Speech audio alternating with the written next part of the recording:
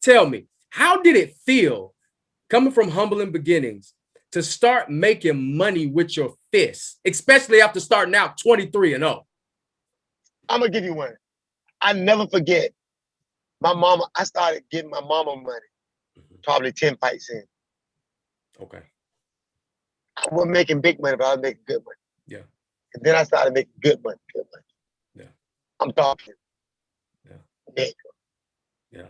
That kind of money. When you say don't worry about it, I'm paying for everybody. Yeah, I You know what got I'm it. saying? I got it. It's on the house. I got it. It'll be, yeah, 100. I'm paying it like, I'm gonna tip you 100. You know what I'm Yeah. saying? Yes, sir. Yes, sir. And I was able to do for my mom, and my sister, my kids. And it got to where I was paying like $4,500 a month child support. Woo! And I wasn't even breathing hard. I paid like, Wasn't stressing you and it out. was Yeah, you had it. You had it. Yeah, I would pay two grand, and she would hit me for another $850 or whatever a week after that. Just because I didn't want to fight, so I gave her the money. Gotcha. And I was telling guys, I said, dude, nobody cares about you.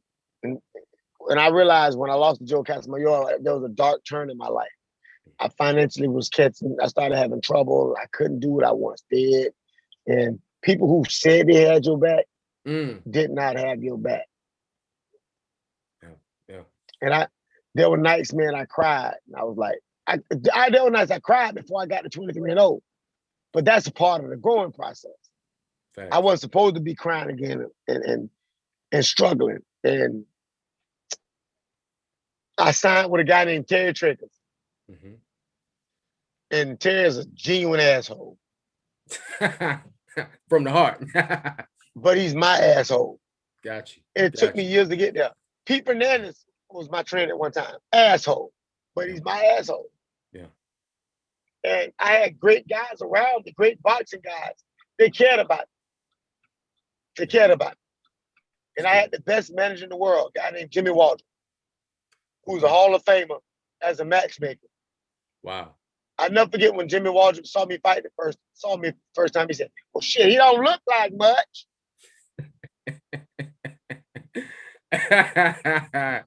This was 2000. This was 2000. We were still wearing baggy jeans and big shirts. Oh, baseball caps turned back was like this. Yeah, that was the era. And, yeah. You know, I had on some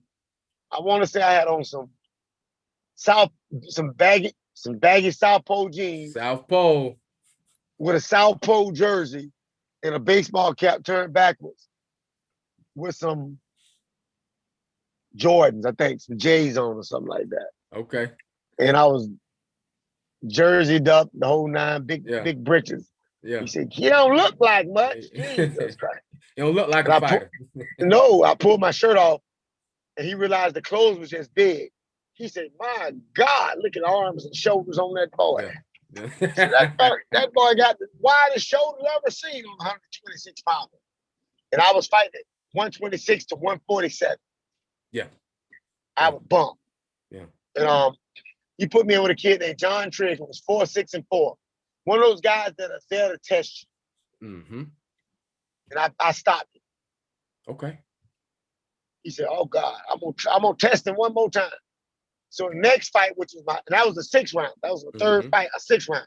Mm-hmm. My next fight was my 4th fight, another 6th round. I fought a guy named, what was the kid name? He was 7-0 with 5 knockouts. I stopped him in 6 rounds. I had 2 6-round knockoups in my four fights. And he knew then. And, he knew you was the truth then. I came down the steps.